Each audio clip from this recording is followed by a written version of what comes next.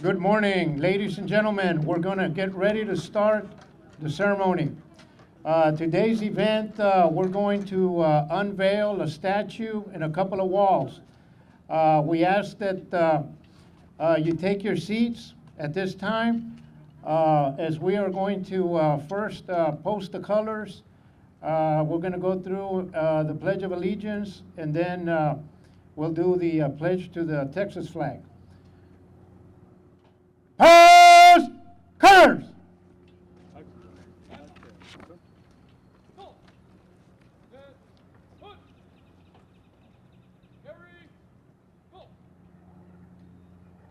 Pipes and drums.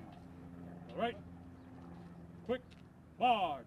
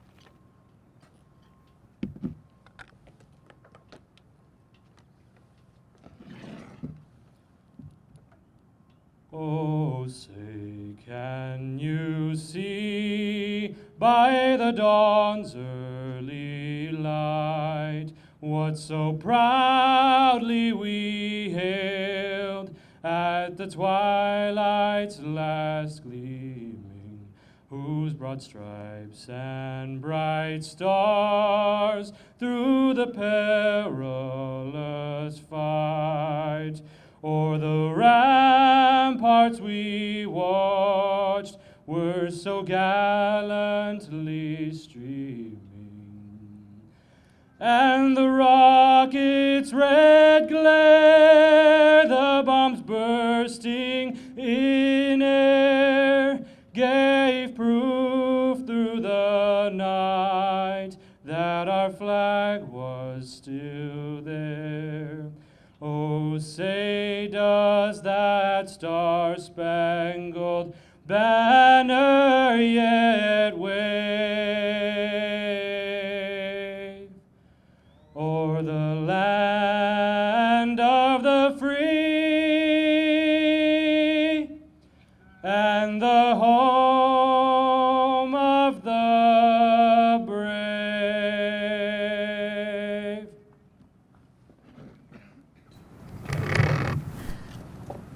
I pledge allegiance to the flag of the United States of America and to the republic for which it stands, one nation, under God, indivisible, with liberty and justice for all. Forward! Oh!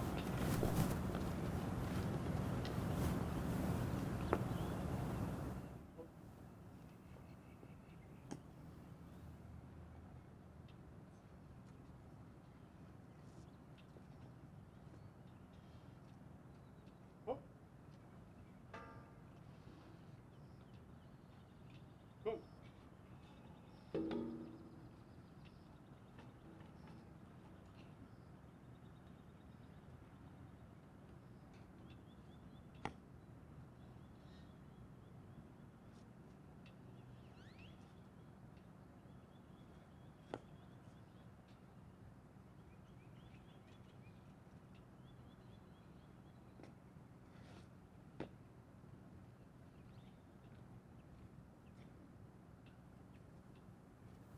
Call. Ready, step.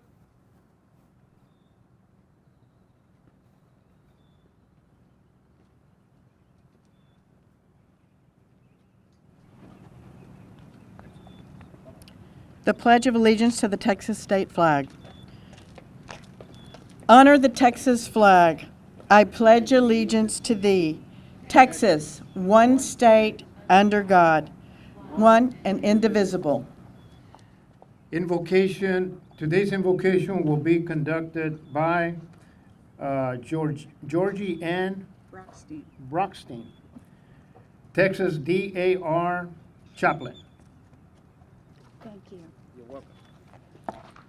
I invite you to pray in your faith and tradition as I pray in mine.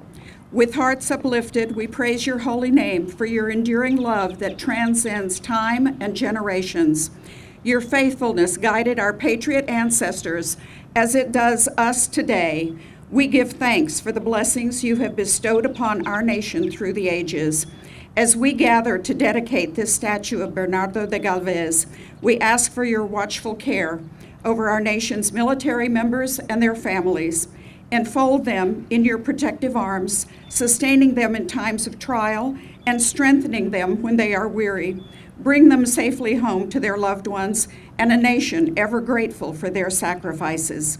May your presence be with us today as we reflect on the duty, honor, and lives of those who have bravely served our country. In your name, which we invoke from the depths of all our faiths, we offer this prayer. Amen. Thank you. Thank you very much for those kind words of wisdom. At this time, I'd like to call City Commissioner Pepe Cabeza de Vaca, who will step in for the mayor. Javier Villalobos was not able to make it this morning.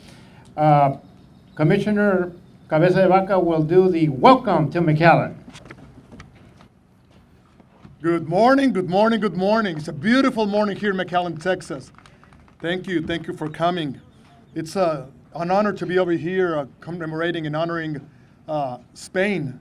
You know, Spain had a very big part on the American independence. They declared war to Britain as an ally of France, and they gave us currency, needed arms, and supplies so we could fight and be free. So want to welcome you guys to the Veterans War Memorial of Texas, located here in the beautiful city of McAllen. And we are very proud to host this beautiful tribute to all the men and women who have helped to establish and defend freedom here and around the world. State Regent Marcy Carter-Lovick, DAR National Chair Starts, and all of the daughters of the American Revolution, bienvenidas a McAllen. Welcome to McAllen. We are proud, bilingual, and bicultural and patriotic city. This memorial represents the idea that is unique to our nation, that every person is created equal. This declaration by our founding fathers inspired not only the colonists, but also other established nations as well, to come to our fledgling country and aid and help us fight for our independence, establishing that freedom that is so envied around the world still to this day. Today, we recognize and celebrate Spain's contribution to our country's fight for independence, with a commemorative wall that will be part of this wonderful display of the heroes of our area in defense of our nation. Thank you so much for being here. God bless you. God bless the United States of America. God bless Texas and the great city of McAllen. Thank you. And now we're going to call Jan Hartzog. She will do the introductions of some of the VIPs, and I'll do the other part. Good morning.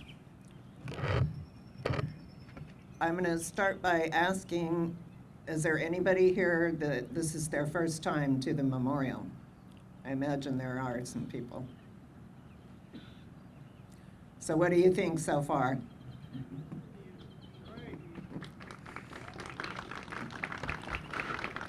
It is a spectacular place, and in large part, it's a spectacular place because of these great ladies over here. I just love the DAR ladies. They are an impressive group, to say the least.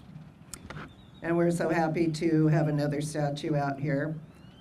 I, for one, and a lot of people I've talked to, I did not know anything about this man. So this is a really great addition to the memorial to to educate people who come out here who probably have not heard of him either. I would like to recognize the veterans in the group. If you're a veteran, would you stand or raise your hand?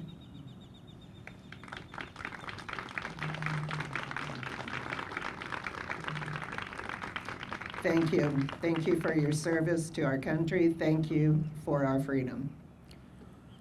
I also want to thank the city because we could not put these programs on without the city's help. And they're always here for whatever we need from them. And so it's a great community effort to keep this all going, and it's just a good community feeling out here. Also, the National Guard, I want to thank them. They come out here and put these canopies up to give us some shade, which is always appreciated. And of course, the wonderful fire department honor guard. Those guys are just spectacular.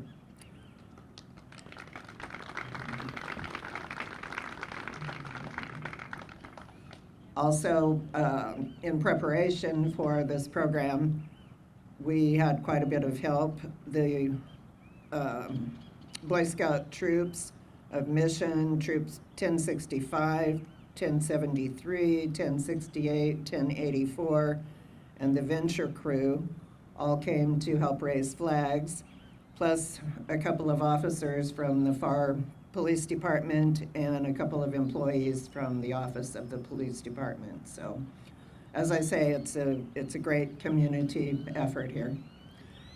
Also, we have Ellie Torres, who is a county commissioner. She's over here in the audience with us. And of course, we thank Commissioner Cavasso de Vaca. I'm sorry about that. With a last name like Hartzog, I'm kind of used to getting my name mispronounced also. And of course, I would be remiss if I did not mention the father of the memorial, our beloved Colonel Plummer and his wife Kathy. And now I'm going to turn it over to Jesse, and he will introduce all of our distinguished DAR people. And welcome to the memorial, everyone.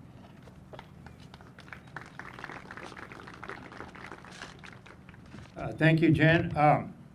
Before I begin, I want to just thank the Mexican consulate out of McAllen. They did send a representative to join us this morning. When you get an opportunity, she's sitting right there in the back. They did a great job. We do have some information in some of our walls of how Mexico participated and assisted and fought with the United States during World War II. Okay, so we're going to go ahead and start off with some introductions. So at this time, I'd like to introduce Anthony Starts, National Society Daughters American Revolution Special Research Committee in Houston Ganaderos y Damas de Galvez. Betty Bird, Texas DAR Historian. Cheyenne Zink, Texas DAR Chair. DAR Plaza at Liberty at Veterans War Memorial. Board member, all right. Donna Roberts, Texas DAR, District of Texas, Director Douglas Clark, Sculptor. Elizabeth Jones, Texas DAR, District 5, Director. Colonel Frank and Kathy Plummer, Veterans War Memorial Board. George and, excuse me for not pronouncing your name correctly, okay?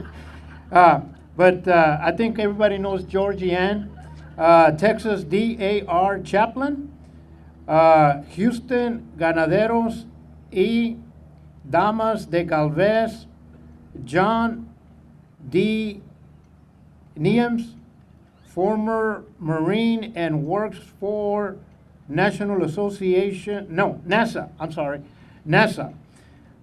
Houston Ganaderos y Damas de Galvez, Sandra Arce López, Houston Ganaderos, Damas de Galvez, Eddie Risk, Jill Brooks, National Society, Daughters of American Revolution, Commemorative Events Vice Chair, celebrate the legacy of Bernardo de Galvez. Houston Ganadores y Damas de Galvez. Joanne Wright, Judy Oster, Honorary Texas DAR Regent. Laredo Ganaderos y Damas de Galvez, Governor Fidel Santos, Laredo Ganaderos y Damas de Galvez, Juanita G. Santos, Laredo Ganaderos y Damas de Galvez, Sylvia Rich, Laredo Ganaderos y Damas de Galvez, Rigo Torres, Marcy Carter, Lovick, Texas DAR Regent, John Lovick, HODAR, Pamela Edwards, Pamela Edwards Roos Wright, National Society, Daughters of American Revolution, President General, the Honorary Texas DAR Regent. Paula Owen, Texas DAR Librarian.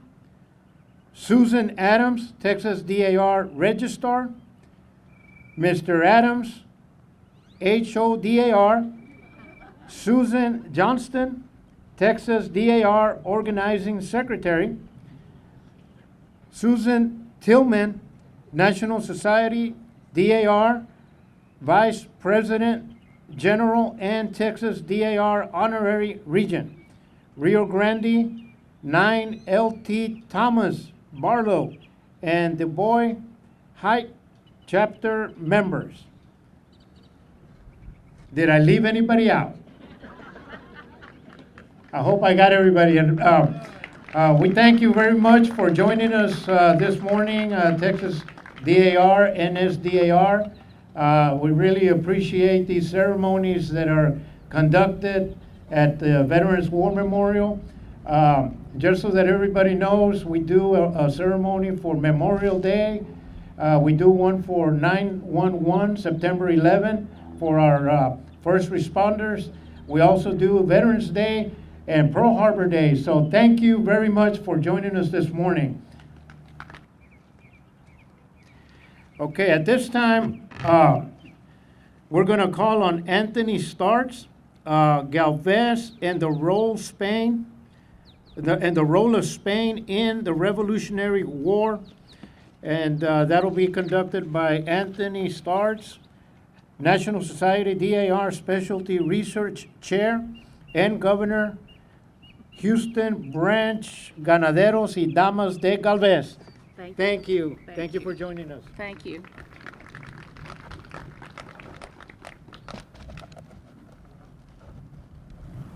Can everyone hear me? Good morning. Today we assembled together to remember and recognize the contributions of a remarkable man that is truly the unsung hero of our country's battle against the British to begin our independent nation. All of you know of Galveston, Texas. Did you know that Galveston was named after Bernardo de Galvez? Who was Bernardo de Galvez? What was his connection to Texas and to the American Revolution? And why has he been chosen to stand here alongside our early founders, such as George Washington, Martha Washington, and Patrick Henry?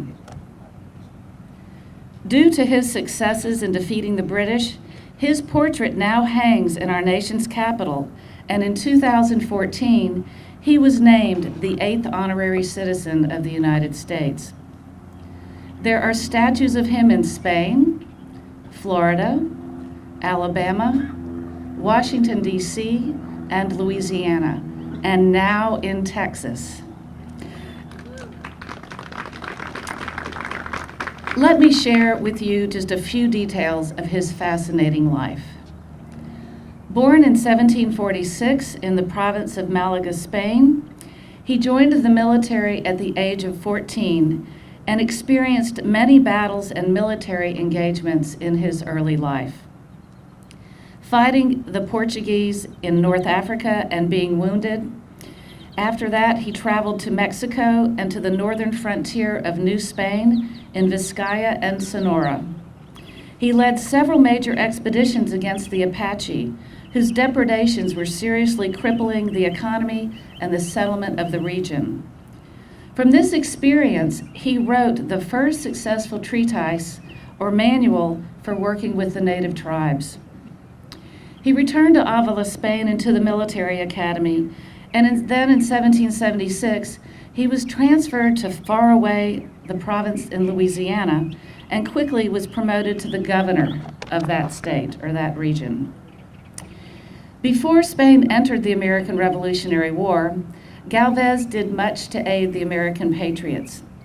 He corresponded directly with Patrick Henry, Thomas Jefferson, and Charles Henry Lee, assuring them that he would keep the port of New Orleans secured so that only American, Spanish, and French ships could move up and down the Mississippi River. Over the river up to Fort Pitt, which is present-day Pittsburgh, Pennsylvania, a veritable lifeline, great amounts of arms, ammunitions, military supplies, and money were delivered to the embattled American forces under George Rogers Clark and George Washington.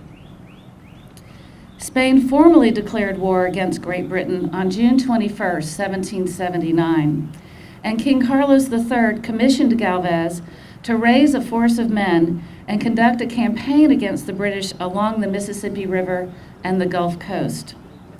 To feed his troops, Galvez requested the delivery of cattle from Texas to the forces in Louisiana. Accordingly, between 1779 and 1782, upwards of 12 to 15,000 cattle were rounded up on the ranches and the missions around the settlements of San Antonio and La Bahia. Texas ranchers and their vaqueros trailed these herds to Nacogdoches, to Natchitoches, and Opelousas for distribution to Galvez's forces.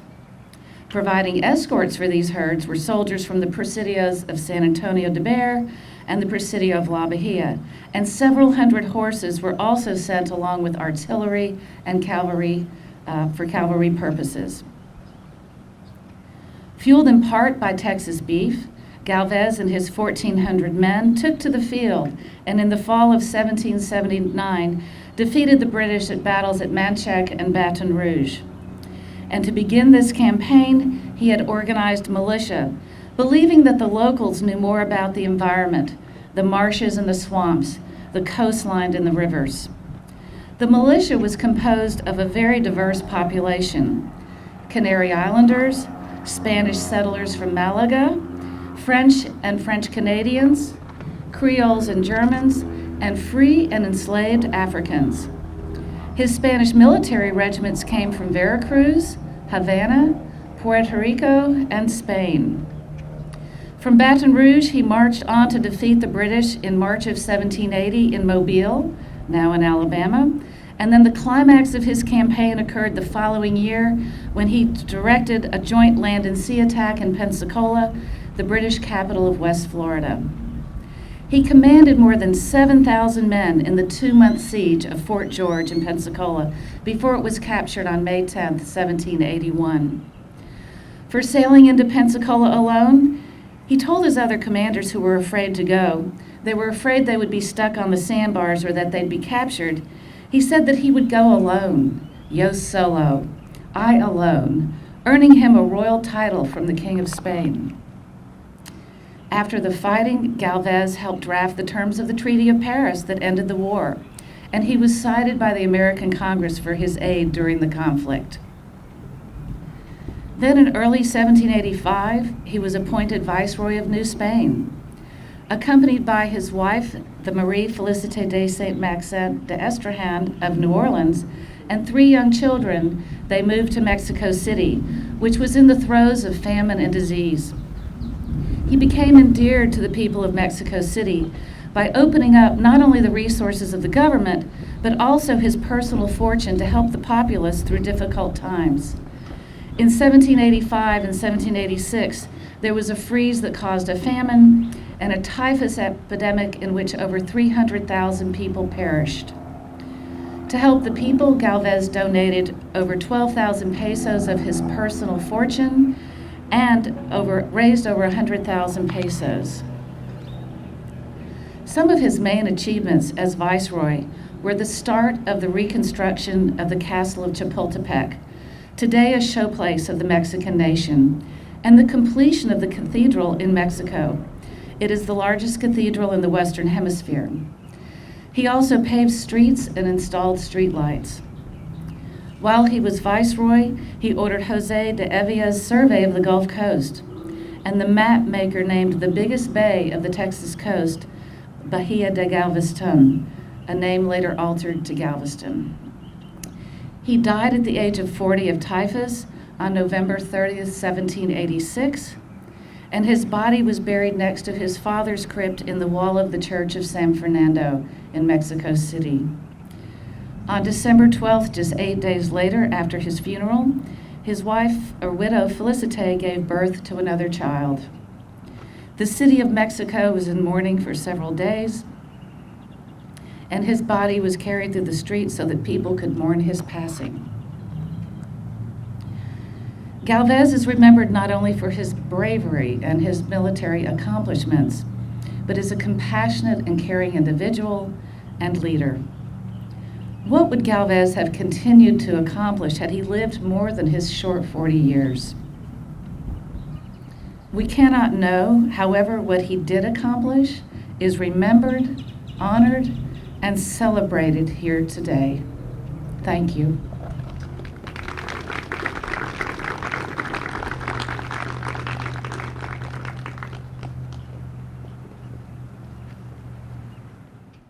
And now for the dedication of the statue and the wall. Could we please have Marcy Carter Lovick? Thank you.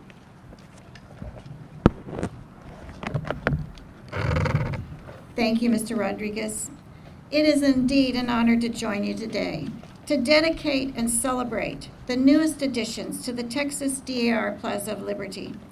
The Plaza of Liberty was created under the leadership of Pamela Edwards Rouse Wright, State Regent of Texas, 2012 to 2015, to provide an overview of our country's fight for independence and the formation of our great nation. During Mrs. Wright's administration as State Regent, the bronze sculpture of Founding Father Patrick Henry was created for the Plaza of Liberty. 3 informational panels were also erected to tell the story of our nation's founding. During the subsequent administration of State Regent Judy Calloway Osler, Clark's bronze sculpture of our nation's first president, George Washington, was added to the plaza, along with 3 informational walls.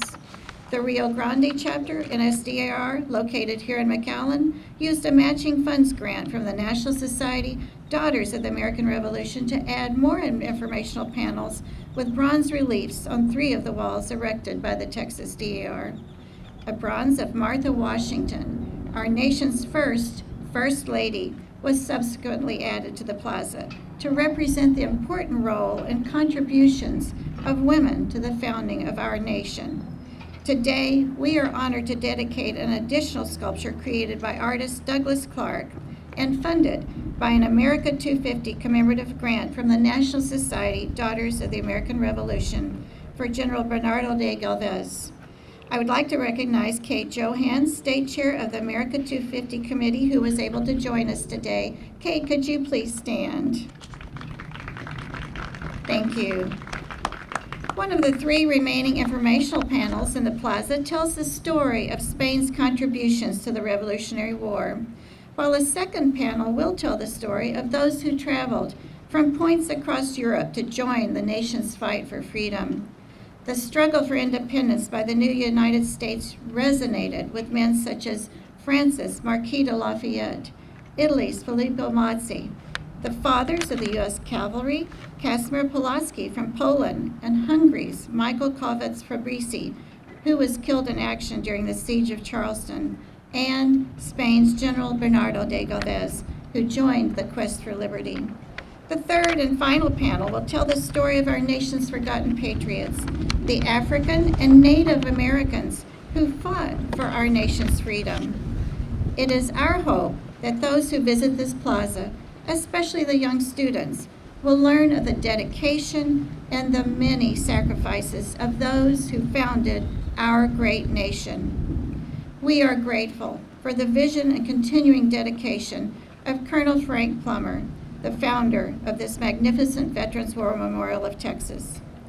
The object of the National Society Daughters of the American Revolution is to perpetuate the memory and the spirit of the men and women who achieved American independence, while promoting the development of an enlightened public opinion and foster patriotic citizenship. These ideals are truly embodied in the Veterans War Memorial of Texas, and we are grateful to have had the opportunity to participate in the memorial with the creation of this Plaza of Liberty. The courageous patriots who founded our nation were of many nationalities, races, and faiths. Their contributions to the new nation were rich and varied, as were their own backgrounds. The DAR works to not only remember all of these brave patriots, but also to emulate the conviction, courage, and cooperation toward national unity of those patriots. Today's opportunity to commemorate the vital contributions of Spanish patriots to the Revolutionary War is a significant milestone in DAR's efforts to recognize and honor our nation's diverse patriots. It is my honor now to dedicate the statue of General Galvez, as well as the panel that tells the story of Spain and the American Revolution. Nothing is really ended until it is forgotten. Whatever is kept in memory still endures. Therefore, we, the members of the Texas Society of the National Society Daughters of the American Revolution, dedicate this panel and this sculpture of General Bernardo de Galvez in grateful recognition of the contributions made by the Spanish patriots of the American Revolution. From Deuteronomy 19:14. In the inheritance which you will hold in the land that the Lord your God gives you to possess, you shall not remove your neighbor's landmark, which the men of old have set. To all who pause in this place, may this Plaza of Liberty and these monuments remind us of those whose service to country and heroic sacrifices aided and advanced the cause of independence and freedom throughout the history of our great nation. Thank you, Mr. Rodriguez.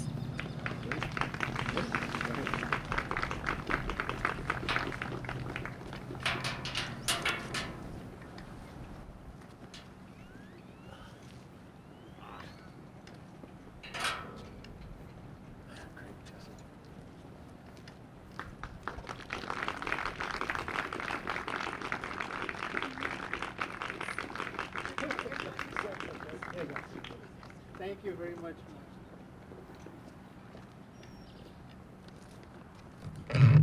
Thank you, Marcy Lovick, for those inspiring words, historic words. Very, very appreciative. Ladies and gentlemen, at this time, we're going to have a moment of silence.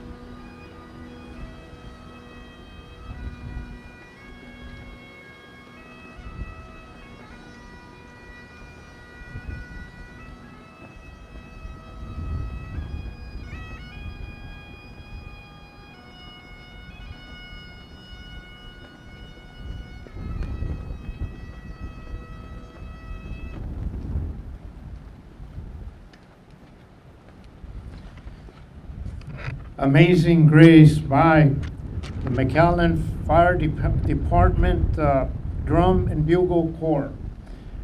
Windpipe Drum Corps. We come to the part where we're going to have a 3-volley fire and we're going to sound taps. So at this time, ladies and gentlemen, will you please rise?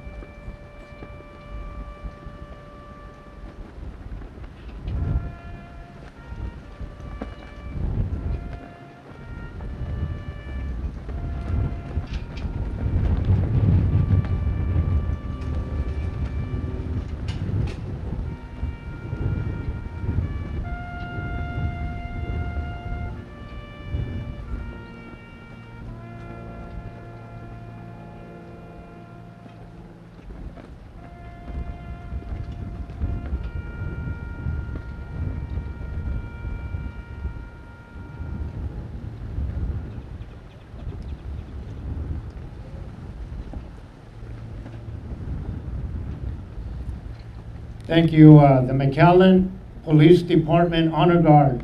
Great job. Okay, you can have your seats. Please be seated. May our eternal God, whose wisdom spans all ages, lead and shield us as we depart from this space, dedicated to serving God, our families, and our nation. Amen.